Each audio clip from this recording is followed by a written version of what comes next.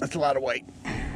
Hey guys, I'm Deaner Melhorn. In this video, we're going fishing in some cold winter weather with big baits, looking for one bite on one big fish.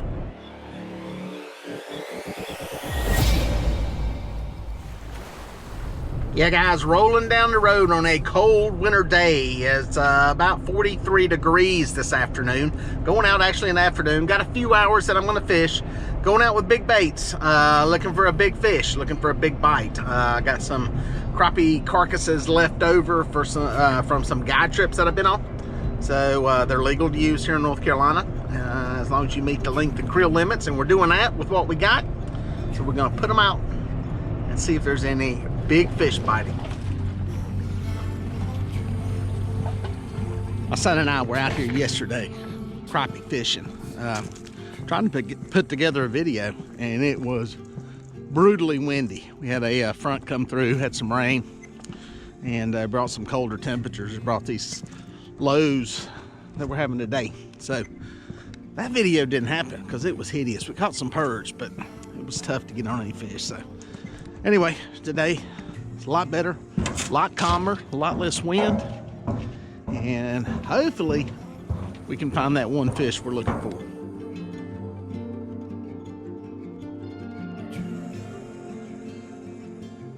Now folks, usually my strategy when I'm trying to find some big fish and just really swinging for the fence, I do it like I do in a tournament. I do some looking. I try to find big fish to fish for. You can come out here and just fish and get into a good area and hope that you get on some good fish. But when you're looking for one or two bites, you really need to eliminate some water and try to mark some big fish. And that's kind of what I did. Rode around some areas and was looking. First couple of places, 0. Then came to an area, marked 1. Came up a little ways, marked another, a couple more, and I realized I'm going to go ahead and set up here and give it a shot for a while. I've got a couple of santee rigs is what I'm going to be using. Putting out some big chunks of bait. Like I said, big 8/0 hook, probably on a couple of these baits.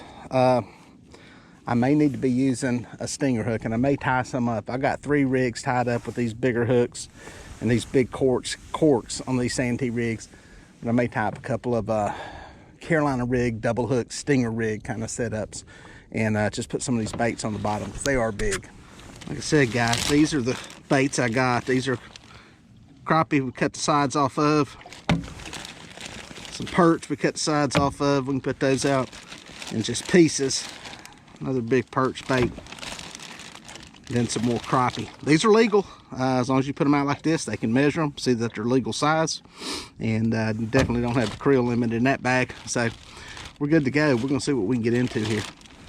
We're gonna hook one of these babies up on here. I'm gonna try it single. There it is. Now let's see if this cork will float it. I always say on these drift rigs, if you're using these rattles, corks, demon dragons, whatever, you need to drop it in the water to see if it's even gonna float the bait that you've got. That's what I'm gonna do here. Drop it over the side of the boat. Keep the weight out of the water. And you can see that cork floats it without a problem. So you need that if you're gonna try using baits or floats to suspend your stuff off the bottom. You put that on a peg float, a small 1.5 to 3-inch peg float, or demon dragon rattle type, it's gonna sink to the bottom. So just make sure you check that out before you get them in the water. Got another one here with a big float. See if we got one of the smaller crappie in there. They're all pretty big. There's a big old perch there. What's we got here? Oh yeah, there's a big old crappie carcass. We'll put it out there. See if anybody leaked that sucker. We got both of these on our big cork rig, so just so take a note if we catch one.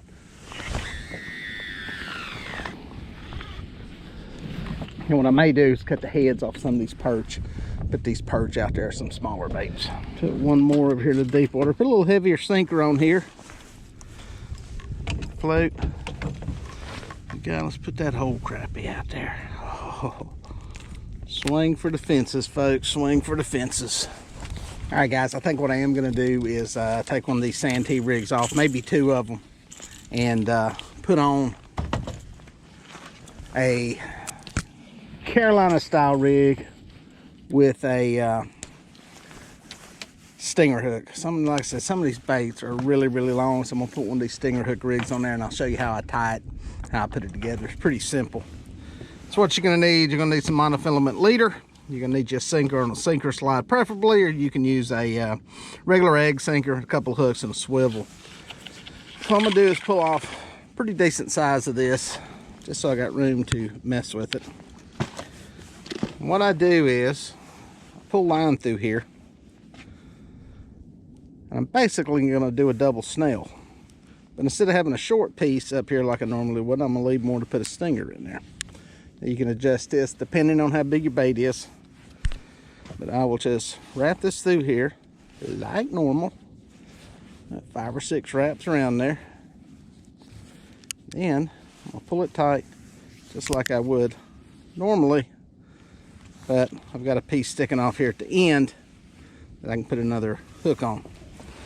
Come over here, get this other hook, a little shorter snail, more of a normal size. That'll give me a hook in the front and the hook in the back. So that's going to leave you with this. You got a hook in the back, you got a hook in the front, you got all this leader. You make that leader as long as you want. I don't need it quite this long. And what I do is just come up here, I just use a improved clinch knot. Some of you may want to use Palomar. Some of you may want to use whatever your favorite fishing knot is.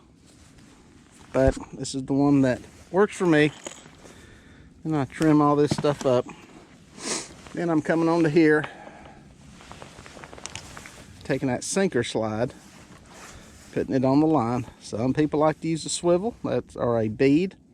I do suggest you use a bead. I keep some in here. Reason being, because of the size of these sinker slides, sometimes they can want to push onto that swivel. So, I'll show you how that's done.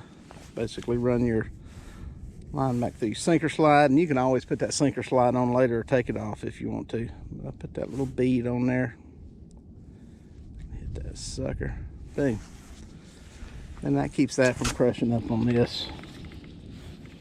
Tie that onto there. Again, I just use an improved clinch knot. I got videos for all this stuff. Any of you guys that are new to the channel have not been around my channel much. I've got videos to snail, how to do the improved clinch knots, how to do the uni knot, how to do every knot I use out here. Boom. I always like to cut off my tag end just to keep it from wrapping up into stuff. And there you go, that thing's ready to go. What we'll do is we'll take one of these big baits. This is a big one. We'll hook it through there first. He's hooked on there like that. Yeah, I'm gonna take this piece. Now some people will go through here, find you a place in here, pull that line all the way through it like that, and then bury it into the back. You can do that. It'll help keep that line from being like tangled up and hanging out, that kind of thing. Then you can put that hook in there any way you want to. I like it sticking out on both sides personally. Everybody's got their preference. Everybody's got their argument on what works. But this is one just in case you get that short strike and they come up and hit it in the back. Maybe they'll get that. Then you got this one in the front. So cast that bait out there. I'd love to see something eat this one. Well, one of the things about fishing this way is it's a patience game. It's one of the advantages I think that bank anglers have. When you're fishing off the bank, you can't pick up and run anywhere, most of the time anyway. So it kind of holds you in one place. It's one of the weaknesses I have, is being patient and sitting in one place. If it's not working, I want to go. And a lot of times fishing this way, big baits on big fish that you are marking, it can be a patience game. A lot of times you got to wait them out until they feed. Sometimes it happens while you're there, sometimes it doesn't. But it's one of the double-edged sword of having a boat. You can pick up and leave, and that's kind of where I'm at. I've been sitting here for about an hour, have not had a bite. The one thing about this kind of fishing is you're not going to get a lot of nibbles. You're going to get decent fish when they try picking up these baits, but we've had nothing move. We also have no water. I'm fishing a reservoir. dams on both ends, and they are not generating power this afternoon. So there's no water moving. That would help. I'd have a little more confidence in this place if we had some power, or had some power being made and some water flow, but nothing moving yet. Typically it's in the morning on a lot of these places in the wintertime is when you get the generation. So I think what I'm gonna do is make a move. Like I said, I've been here an hour, nothing has moved. I got maybe 90 minutes before dark, so I got time to go hit one more spot and put these big baits back out and see if we can get into a pig. So I got to this second location on the edge of a river channel, marked some good fish, but also marked what appeared to be a lot of crappie or white perch. So I got my catfish rods out, whole crappie, whole perch again, just like another setup, and decided to drop down some minnows. I had some in my tank from some previous guide trips, got those in the water, and started catching crappie. Put several in the boat pretty quickly, and also started catching some perch, so I knew they were in there too. So it was a good way to pass the time, kept me in place, kept catching these fish.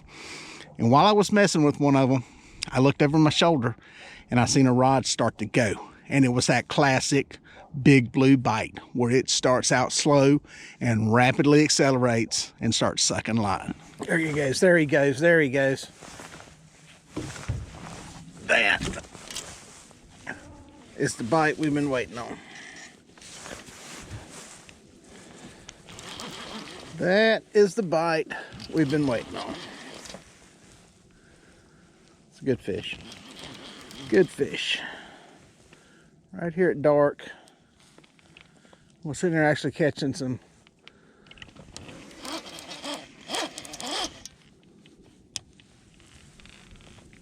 crappie and perch, and this one ate a crappie, a whole crappie. Get a net over here.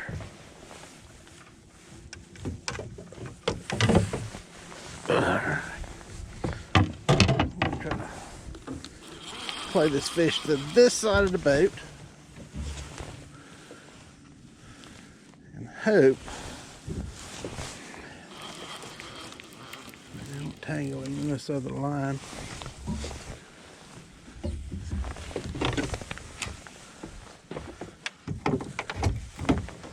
It's the one bite we were looking for today, guys. The one bite. It's a good fish.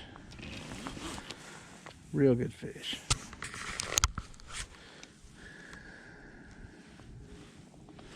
Where he's at line-wise in relation. Okay, we're clear of that. He heavy. Taking my time with him. If you're only gonna catch one, you want it to be a good, you want to get it in. You want it to be a good one, but you want it to get it in.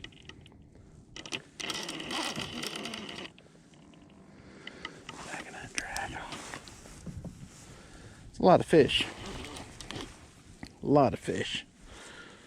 Get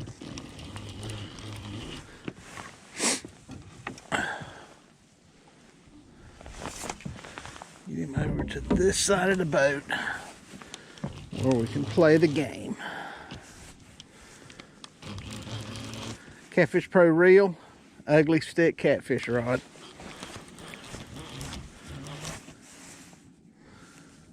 Well, he's about 15 feet down. I can see him on sonar. Just trying to nurse him up here so he doesn't make another crazy run.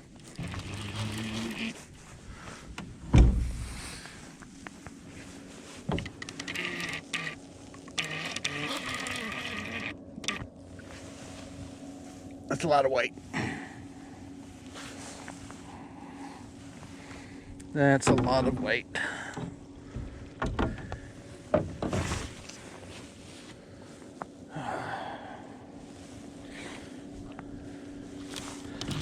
Take my time getting him up here, but as long as I keep him out of stuff, I'm okay.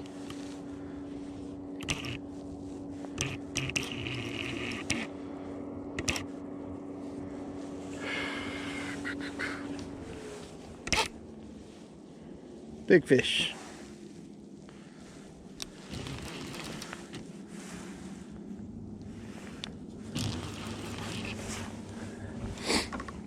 back to about 12, 15 feet again. Still have not seen him.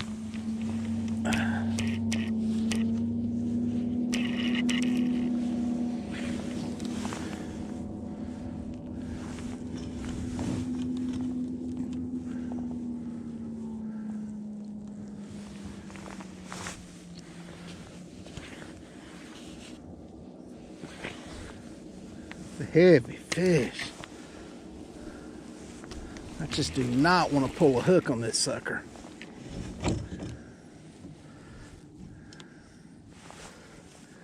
Up to about 10 feet now. I see the cork. Oh. Sorry, I didn't get the net shot on him. He's huge. I don't know for sure, guys. That may be the biggest fish of the year on my boat. That's big.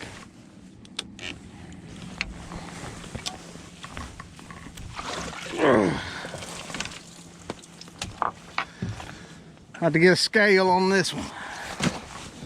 It's why I fish out here the way I do in December, especially this time period. You don't catch a lot of these fish. As you see today, it's the only bite we've had. But dadgum, you can get some giants when it happens, and this is one of them.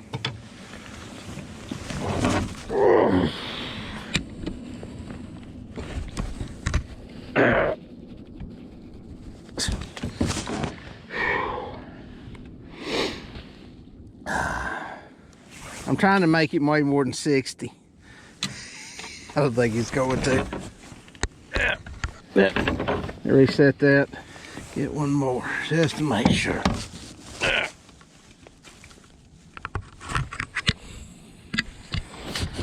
57 in the net. It's 55 pounds. What a fish. Not as big as they get, but that's a big one. It's a good fish. No tag in him. Great fish. Get him back alive. Wow, that's a fish. It's why I come out here this time of the year in these cold temperatures. Today was a little different as we were swinging for one fish, and I honestly thought we were gonna go home with a 0 today, but I was okay with it because of the way we're fishing and what we're doing. And man, I made this location change.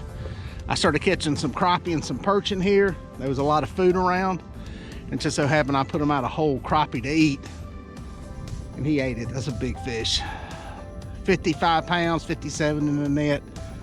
I think it was like 47 inches long. It was really long. I thought it was gonna break 60, but couldn't get it to do it. But man, what a fish. I'm happy with that one. Released alive, back in the water, no tag in it. Nobody that's tagging them has caught it. It's back out there for you to catch. And with that, I'm heading home.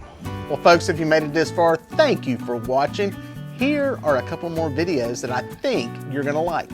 I'd watch that one and then that one. No, do that one first and then that one. I don't know, just watch them both. They're both good.